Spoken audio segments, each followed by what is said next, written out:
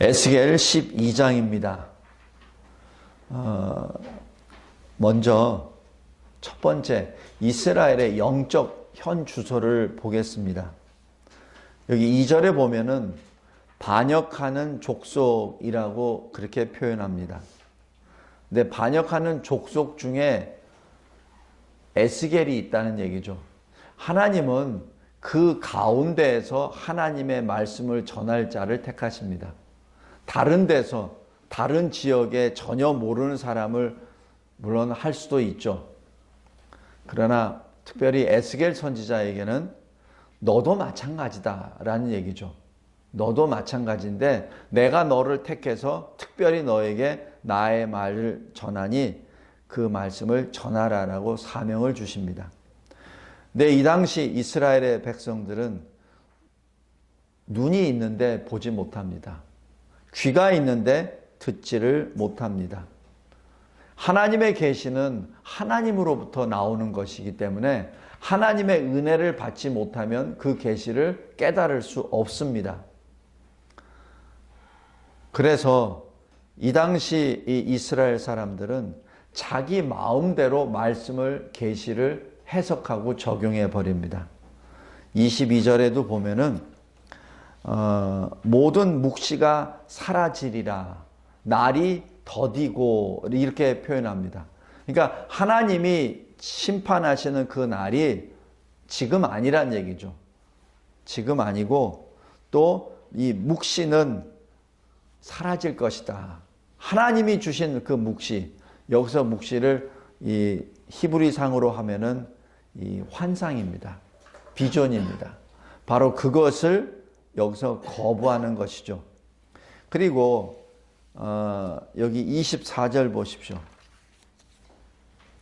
24절에 보면은 이스라엘 족속 중에 허탄한 묵시, 여기도 마찬가지 환상입니다. 아첨하는 복술 이렇게 기록합니다. 아첨하는 복술이란 사람이 듣기 좋아하는 점괘입니다. 사람이 이스라엘 백성들이 듣기 좋아하는 것, 자기들이 원하는 점괘를 늘 자기가 받고 그것이 옳다라고 얘기하고 하나님이 주시는 환상이나 그 묵시를 인정하지 아니하고 자기들이 원하는 것을 계속 주장하는 것이죠. 그것이 지금 현재 이스라엘의 영적 현 주소입니다. 이 말씀은 요한계시록 13장 11절의 말씀에 그대로 기록이 됩니다. 땅에서 올라온 짐승이 어린 양 같은 모양을 합니다. 그런데 말은 용의 말, 사탄의 말을 하죠. 이것이 말세의 전형적인 모습입니다. 예수님께서 마태복음 24장 24절에 이렇게 또 말씀하십니다. 그때 거짓 그리스도들과 거짓 선지자들이 일어나 큰 표적과 기사를 보여 할 수만 있으면 택하신 자들을 미혹하리라. 이 택하신 자들이 구체적으로 누구죠? 교회입니다. 그래서 이 마지막 때에 교회가 엄청나게 많은 미혹의 쓰나미를 받게 됩니다. 여기서 우리는 항상 깨어 있어야 합니다. 왜 택하신 자들을 미혹하죠? 나머지 사람들은 미혹할 필요가 없죠. 이미 다 사탄의 그 장화가에 들어가 있기 때문에 교회만 무너뜨리면 됩니다. 그래서 택하신 자들을 미혹하리라라고 그렇게 예수님이 그렇게 말씀하신 것이죠. 지금 이 에스겔 12장에 나와 있는 이것도 마지막 종말의 때의 하나의 예표 사건이라고도 볼 수 있습니다. 예루살렘이 멸망 직전에 있는데도 불구하고 그 당시에 있었던 영적 지도자들, 제사장과 서기관들과 왕들은 여전히 에스겔이나 예레미야 선지자를 통하여 주신 하나님의 말씀을 거부합니다. 그렇게 되지 않을 거야. 설사 그렇게 됐다 하더라도 지금 이미 포로 한 팀이 끌려갔죠. 끌려갔는데도 불구하고 그들 조금 있으면 나올 것이고 또 그들은 또 뭔가 더 문제가 있는 사람들이야. 그래서 우리는 남은 자이기 때문에 우리는 괜찮아. 예루살렘에 성전이 있는데 뭐가 걱정이야. 이렇게 말합니다. 참으로 어리석은 그리고 영적으로 어두운 상태죠. 다음에 두 번째, 하나님이 에스겔 선지자에게 명령하십니다. 그 명령은 6절입니다. 이스라엘 족속에게 징조가 되라. 내가 너를 선지자로 세우는데 네가 예루살렘을 향한 징조, 영어로 하면 사인입니다.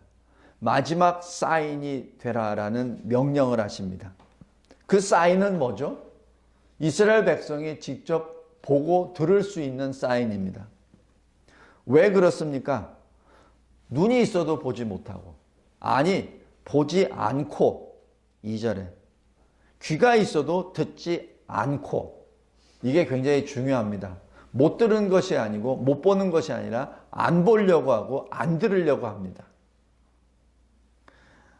시편 115편의 5절, 6절, 8절에는 이렇게 기록합니다.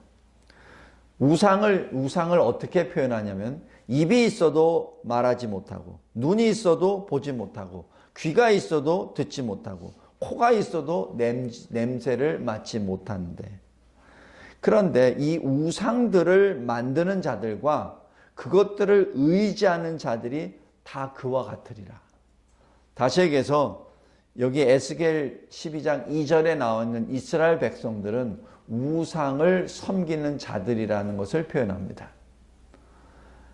하나님의 말씀을 듣지 않으니까 우상의 그 말을 듣고 우상이 지시하는 대로 움직이는 존재가 되어버렸다는 것이죠. 하나님의 빛 앞에 눈을 감고 하나님의 말씀 앞에 귀를 닫아버린 셈이 된 것입니다. 이것이 이스라엘의 죄입니다. 죄로 말미암아 마음이 강팍해지고 만 것이죠. 그래서 하나님이 에스겔 선지자에게 3절에 네가 지금 포로로 끌려가는 형색을 그 백성들에게 보여주라는 얘기입니다. 포로로 잡혀서 이 정상적인 짐이 아니라 포로로 막 끌려가니까 무슨 짐을 제대로 챙기겠습니까? 그냥 아무렇게나 챙겨서 끌려가는 모습으로 보여라. 그러면 3절 후반부에 혹시 반역한 족속이라도 생각이 있으리라.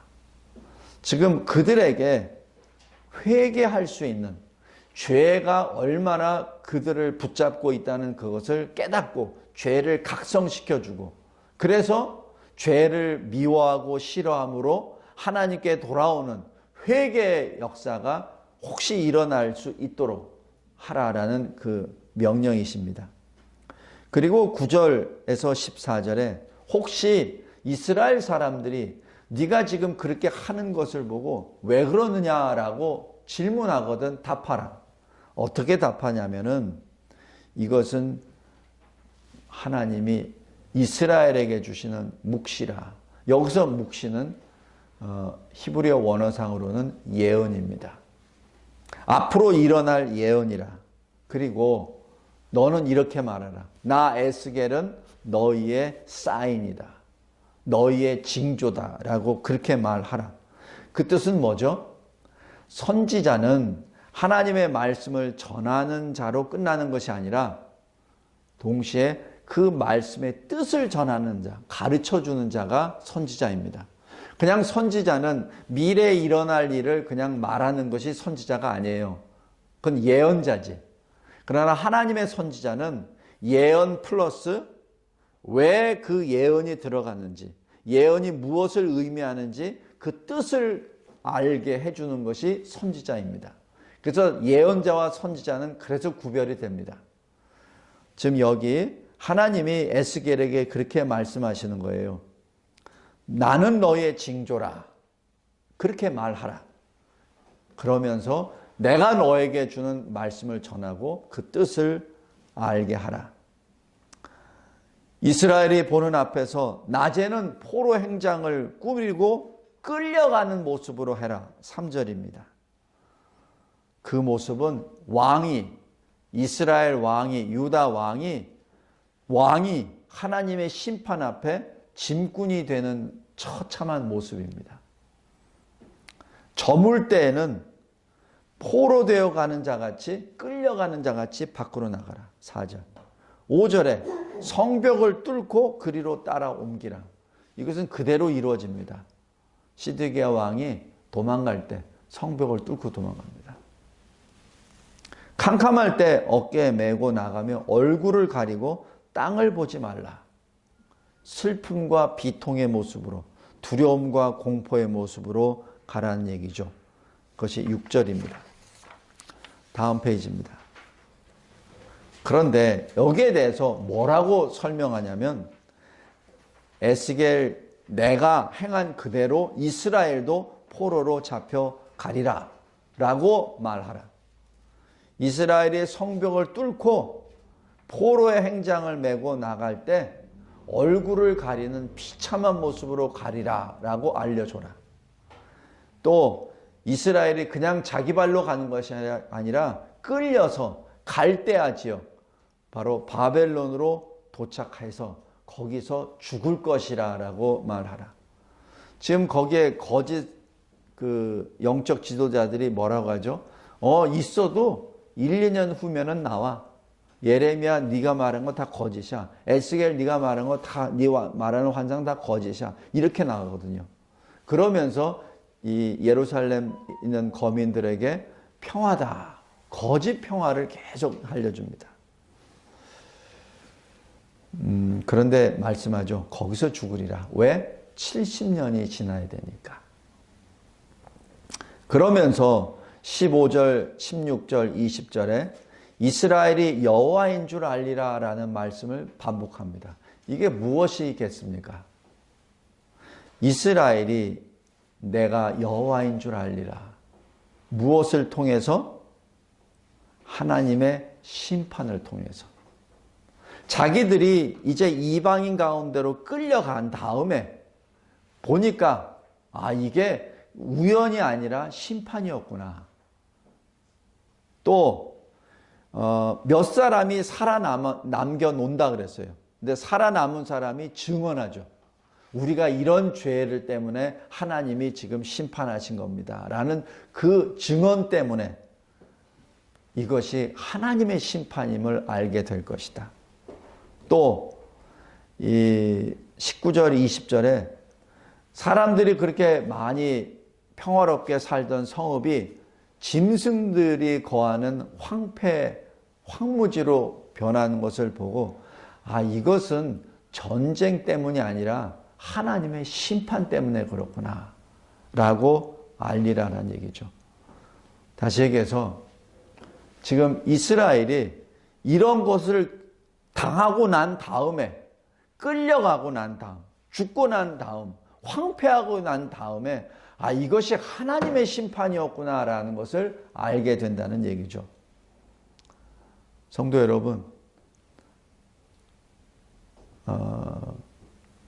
하나님이 왜 이런 말씀을 하시죠? 정신 차리라는 얘기입니다. 지금 하나님이 너희의 죄 때문에 지금 너희를 지금 때리고 있는데 너희는 지금 다른 걸로 해석하고 있다는 얘기예요. 어떤 국제관계 때문에 아니면 무슨 정치가 잘못돼서 이상한 식으로 해석하는데 그거 아니란 얘기입니다. 그게 아니라 내가 너를 지금 벌하고 있다는 것을 너 알으란 얘기죠. 왜 자꾸 이상한 말을 하냐는 얘기입니다. 하나님의 심판, 징계라는 것은 무엇을 말하죠? 스스로 구원할 수 없다는 얘기입니다. 하나님이 징계 막대기를 거두어야 징계가 끝나고 하나님이 심판의 칼을 거두어야 심판이 끝납니다. 다시 얘기해서 아무리 똑똑하고 아무리 이 밝은 사람이 거기 있다 하더라도 인간의 능력으로는 안 된다는 얘기입니다. 그러니까 어떻게 되죠? 하나님께 돌아오는 길밖에 없어요. 그게 회개입니다. 회개를 통해서 생명을 얻으라는 얘기죠. 지금 하나님이 지금 계속 말씀하십니다. 이스라엘이 여호와인 줄 알리라. 이스라엘이 여호와인 줄 알리라. 그들이 내가 여호와인 줄 알리라. 그 얘기는 너희들이 너희들 스스로 해결 안 된다는 얘기입니다. 이것은 상황의 논리가 아니라 바로 하나님이 자기 백성을 자기 백성으로 만드시기 위한 하나님의 징계의 역사니 그것을 알고 하나님께로 돌아오라는 하나님의 반복의 말씀입니다. 셋째로, 하나님의 뜻이 무엇입니까? 지금 에스겔 선지자에게 계속 말씀으로 주십니다. 인자야, 인자야. 여호와의 말씀이 내게 임하니라. 인자야, 인자야. 계속 말씀합니다. 그리고 그들이 내가 여호와인 줄 알려. 계속 말씀하시죠. 이 12장에서는 특별히 유난히 반복을 많이 하십니다. 왜? 이 심판은 확실하다. 이 심판은 임박했다라는 것을 여기서 계속해서 보여주시는 것이죠. 이스라엘의 이 어두운 영적 현주소에서 자기 자신들이 하나님께 반역했다는 사실을 깨닫고 회개하라는 얘기입니다. 그리고 여러 방법으로 지금 하나님이 이 심판에 대해서 계속 말씀합니다. 에스겔 선지자의 설교를 통해서, 에스겔 선지자의 징조, 사인을 통해서, 에스겔 선지자에게 허락하신 환상, 비전을 통해서 하여튼 여러 가지 방법으로 계속 하시죠. 왜? 회개하라고. 회개하라고. 그래서 궁극적으로 하나님의 백성이 되라고. 온전한 마음으로 하나님께 돌아오라고. 하나님의 징계는 괴롭습니다. 고난입니다. 환난입니다.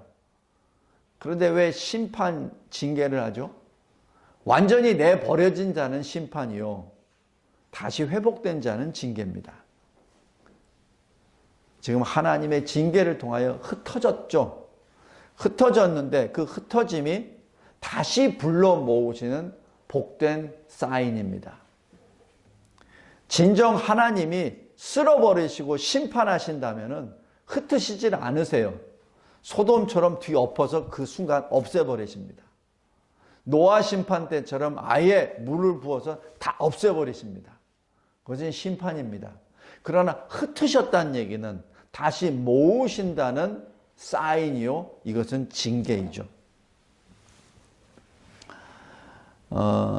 우리 12아들 가운데 창세기 34장에 보면은 잠깐 34장 한번 볼까요? 창세기 34장.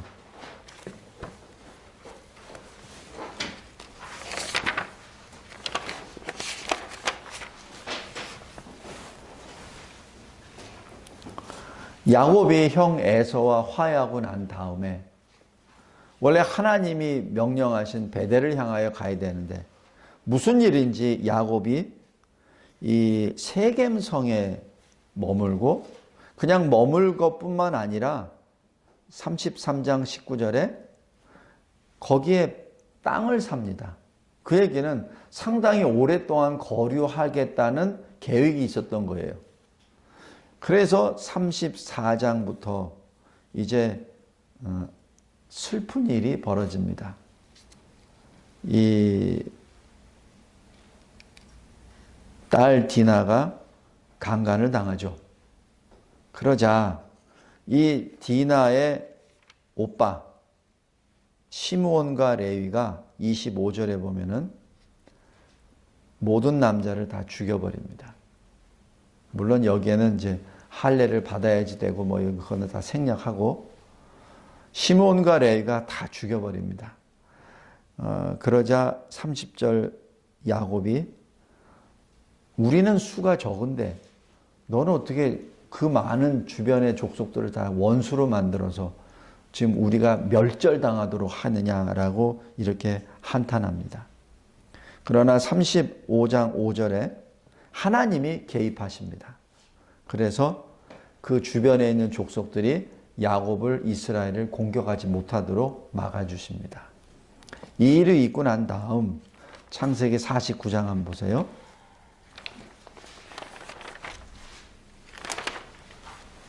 이스라엘이 죽기 직전에 12아들에 대하여 장차 일어날 일을 전부 다 쭉 말씀해 준 중에 5절, 6절에 보면은 시므온과 레위에 대하여 예언합니다. 5절에 시므온과 레위는 형제요 그들의 칼은 폭력의 도구로다 라고 해서 과거 35장에 있었던 일을 상기합니다. 그 다음에 6절에 마지막 부분에 쭉 보면은 그들의 분노대로 사람을 죽이고 이렇게 되어 있습니다. 그 다음에 7절에 마지막 부분 내가 그들을 야곱 중에서 나누며 이스라엘 중에서 흩으리로다. 내가는 누구죠?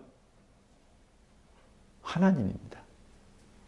그래서 하나님이 이 레위와 시므이를 이스라엘 중에 흩으겠다라고 지금 여기서 예언하십니다.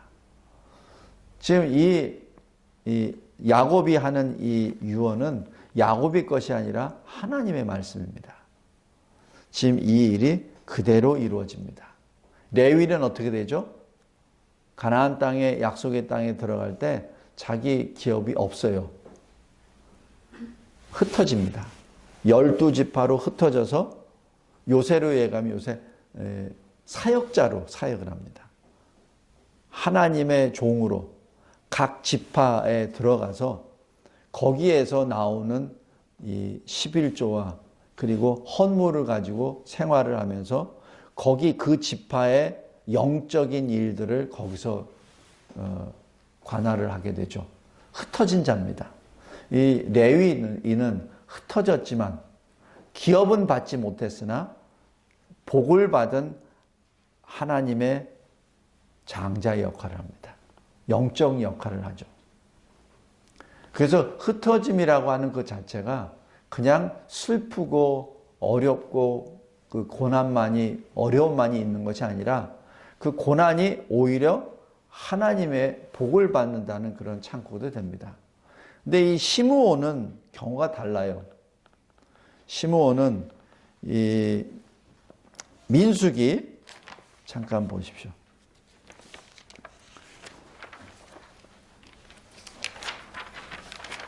민수기 25장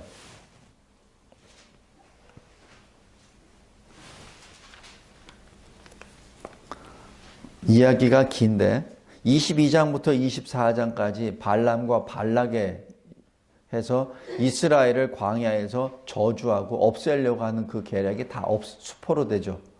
그러자 25장 1절에 발람의 꾀로 인하여 시딤에 머물고 있는 이스라엘에 모압 여자를 슬그머니 갖다 붙입니다. 그러자 이 이스라엘 백성들이 모압 여자와 육적으로 음행하고 2절에 영적으로 음행해 버립니다. 그러고 난 다음 4절에 여호와께서 모세에게 명령하십니다. 백성의 수령들을 잡아 태양을 향하여 여호와 앞에 목매어 달라. 명령하십니다. 지금 이 명령하는 그 도중에 여기 6절 보십시오. 이스라엘 자손의 온 회중이 회막문에서 울 때 지금 회개하고 하나님 앞에 죄를 자복하고 살려달라고 부르짖을 때 이스라엘 자손 한 사람이 모세와 온 회중의 눈앞에 미디안의 한 여인을 데리고 그의 형제에게로 온지라 나옵니다.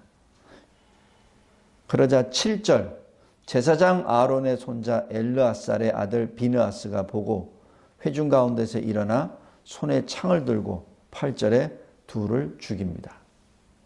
그때 8절 후반부 하나님의 이 징계, 연병이 이스라엘 자손에게서 그쳤다라고 합니다. 지금 이 얘기는 뭐죠? 지금 이 하나님의 진노함으로 인하여 이스라엘에 지금 전염병이 계속 돌고 있습니다. 그래서 그것 때문에 회막 앞에 모여서 하나님 앞에 기도하니까 모세에게 하나님이 그렇게 말씀하신 거예요. 그래서 지금 거기서 눈물로 막 회개하고 있는데 그때 웬 남자가 모압 여자를 데리고 자기 장막으로 들어간 겁니다. 말이 안 되잖아요. 근데 그때 죽은 사람이 9절에 2만 4천 명이었습니다. 근데 14절에 그 남자에 대한 설명이 나와요. 죽임을 당한 이스라엘 남자 곧 미디안 여인과 함께 죽임을 당한 자의 이름은 시므리, 살루의 아들 시므온의 조상 가문 중에 지도자. 그러니까 시므온 지파의 지도자가 이렇게 해버린 겁니다. 그러니까 시므온 지파의 지도자가 이 정도 했으니 시므온 지파의 사람들이 오죽했겠습니까? 자, 그래서 여기 26장에 보면은 26장 14절에 시므온 종족들에 대한 2차 인구조사를 합니다. 이때 2차 인구조사할 때 숫자가 22,200명입니다. 근데 여기 민수기 1장 한번 보세요. 민수기 1장 23절.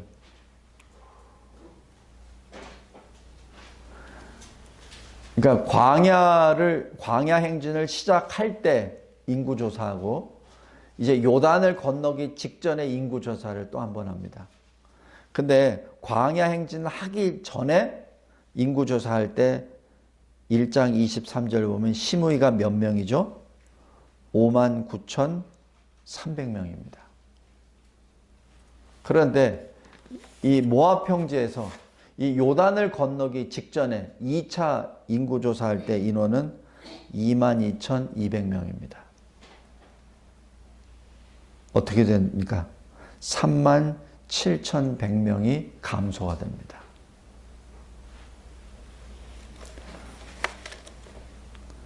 바로 이 부올 사건에서 주로 멸절당했던 지파가 이 시므온 지파입니다. 절반 이상이 나가버리죠.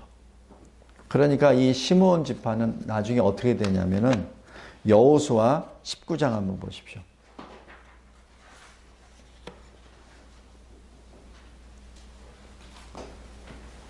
19장 1절 보면 시므온 자손의 지파를 위하여 그들의 가족대로 제비를 뽑았으니 그들의 기업은 유다 자손의 기업 중에서라. 9절 보십시오. 시므온 자손의 이 기업은 유다 자손의 기업 중에서 취하였으니 이는 유다 자손의 분깃이 자기들에게 너무 많으므로 시므온 자손이 자기의 기업을 그들의 기업 중에서 받음이었더라. 무슨 말이죠? 시므온 지파는 사실 유다에서 준 거 조금 받은 거 이외에는 없다는 얘기입니다. 왜? 사람이 없습니까? 유다는 7만 명이 넘어요. 그러니까 하나님이 이 요단을 건너기 직전에 땅을, 약속의 땅을 이렇게 할당해 주는데 어떤 기준으로? 2차 인구조사 수로 땅을 분배합니다. 1차 인구조사를 근거가 아니라 2차 인구조사에서 그 인구 수만큼 땅을 배당해 준다는 얘기죠. 시므온은 수가 다른 지파보다 최초에는 3번째, 4번째 정도로 많았습니다. 그러나 이 부올 사건으로 인하여 최하위로 되어버렸어요. 그러니까 가장 큰 이 유다 지파에서 남은 것을 받는 그러한 지경이 되어버렸습니다. 성도 여러분, 하나님의 징계에 흩으심이라고 하는 그 자체는 복을 주기 위한 하나의 방법이기도 합니다.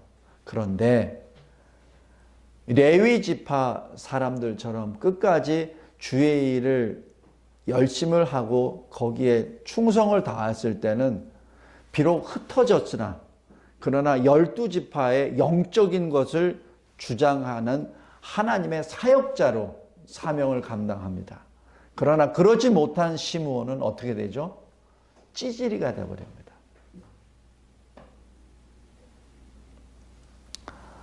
그래서 우리가 하나님 앞에 섰을 때 특별히 이 시대처럼 환난과 그리고 시련의 때에 섰을 때 우리는 어떻게 살아야 합니까? 우리에게 어떤 환난이 왔습니다. 우리 자력으로 어떻게 해결할 수가 없어요. 왜냐하면 우리 능력으로 할 수 있는 문제가 아니기 때문에 그렇습니다. 그런데 참으로 마음이 안타까운 것은 이러한 이 문제를 하나님의 눈으로 보는 것이 아니라 자연 현상으로 봅니다. 그래서 조금 전에 제가 이 글을 보니까 코로나 시대 이후에 어떻게 생존할 것인가, 빨리빨리 그 상황에 적응해야지 교회가 일어나지, 우왕좌왕하면 교회가 스스로 문 닫게 되고 참 이게 없어집니다라는 식으로 논조를 폈더라고요. 거기에 하나님이 빠졌어. 그러면서 자기 자랑을 해요. 내가 섬기고 있는 교회는 코로나 시대를 해서 교회 성도도 늘었고 헌금도 늘었습니다. 자랑하더라고. 거기에 하나님이 빠졌어. 그러면 안 되잖아요. 하나님이 들어가야지. 코로나가 됐든 뭐가 됐든 무슨 여기 주사파가 됐든 공상화가 됐든 무슨 일이 있든 거기에 먼저 하나님을 받아야지. 그게 그리스도인이잖아요. 하나님을 봐야지. 하나님을 보지 않고 자꾸 사람만 보면은 그거는 그리스도인이 아니지. 그건 세상 사람도 똑같아요. 우리는 그리스도인이잖아요. 그러면 지진을 당했을 때도 하나님을 봐야지. 홍수가 나도 하나님을 봐야지. 코로나19가 있을 때도 하나님을 봐야지.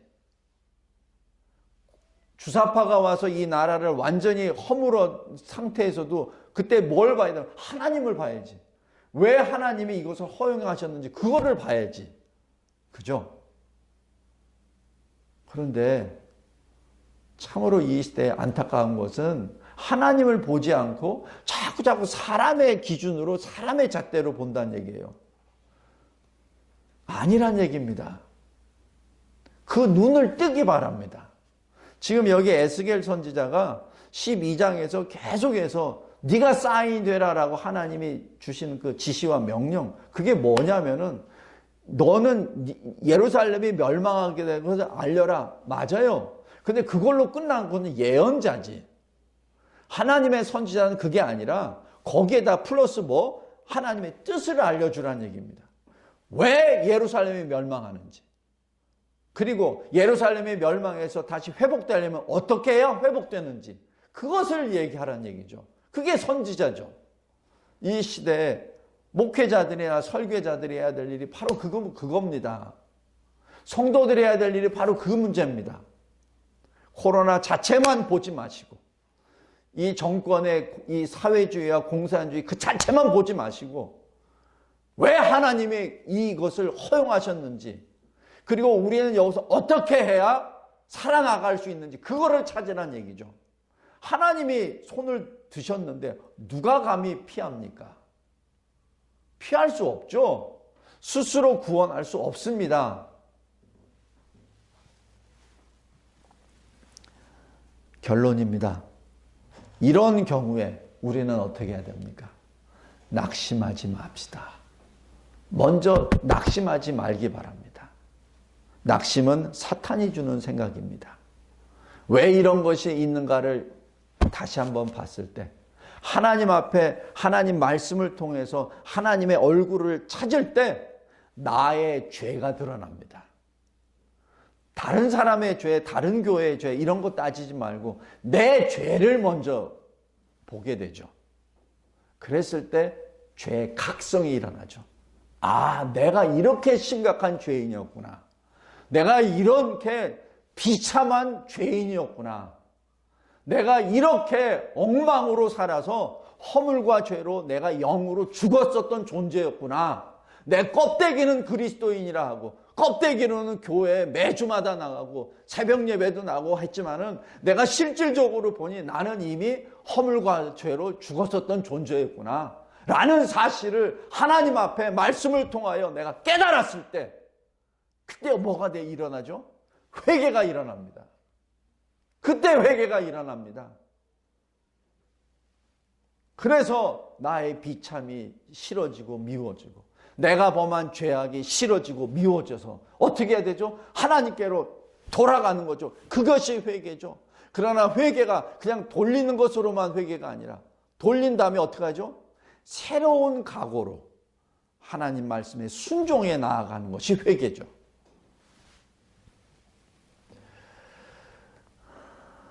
그랬을 때 생명을 얻게 됩니다. 그래서 회개를 생명에 이르는 회개 이렇게 기록을 합니다. 그 다음에 소망으로 인내하게 됩니다. 말씀을 맺겠습니다. 하나님이 하신 일은 하나님이 이루십니다. 하나님이 성취하십니다. 마태복음 5장 18절에 천지가 없어지기 전에 율법의 1.1획도 결코 없어지지 아니하고 다 이루리라. 예수님이 하신 말씀입니다. 그리고 여기 요한계시록에서도 나옵니다. 내가 만물을 새롭게 하노라. 내가 말씀하시되 내게 말씀하시되 이루었도다. 나는 알파와 오메가요 처음과 마지막이라. 그리고 말씀하십니다. 이기는 자는 이것들을 상속으로 받으리라. 나는 그의 하나님이 되고 그는 내 아들이 되리라. 요한계시록 21장 5절부터 7절까지 말씀입니다. 성도 여러분, 환난의 때, 마지막 이때 그리스도인이 할 일, 말씀으로 나의 죄를 깨닫는 것이죠. 나의 죄를 먼저 보는 것이죠. 그래야 진정한 회개가 됩니다.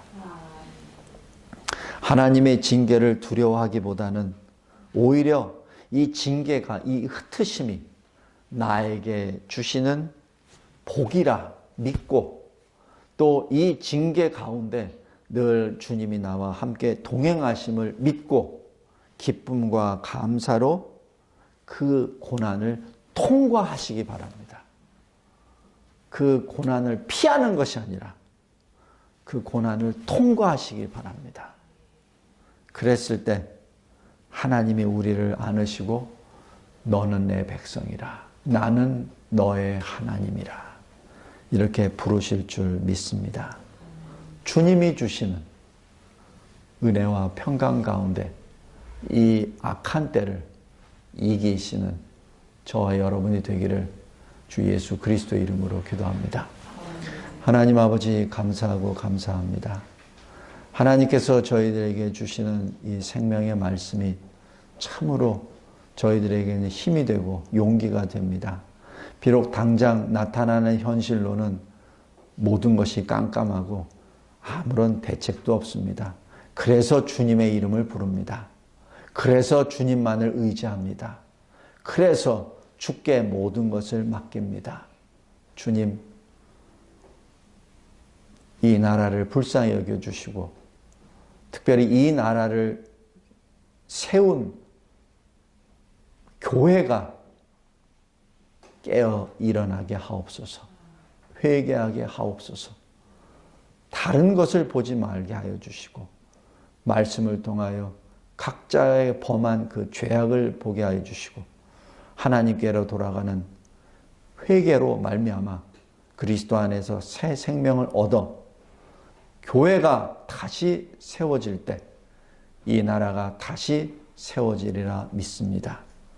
우리 주 예수 그리스도께서 다시 오시는 그 재림의 그때를 준비하는 이 땅이 되게 하옵소서. 예수 그리스도의 이름으로 기도드리옵나이다. 아멘.